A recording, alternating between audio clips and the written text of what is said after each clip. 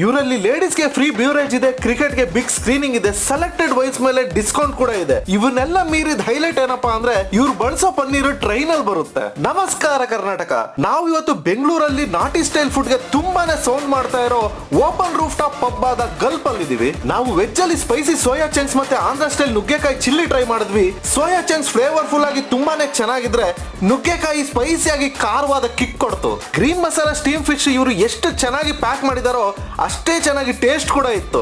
Kerala egg roast ಮತ್ತೆ Malabar pepper chicken tender full ಆಗಿ soft ಆಗಿ ಒಳ್ಳೆ ಟ್ರೀಟ್ ಇದು. ಕುಲೂಲಿ ಶರಬತ್ ಜೊತೆ ಒಂದೆರಡು ಬ್ಯೂರೇಜ್ ತಗೊಂಡ್ವಿ, ಒಂದಕ್ಕಿಂತ ಒಂದು ಡಿಫ್ರೆಂಟ್ ಆಗಿತ್ತು.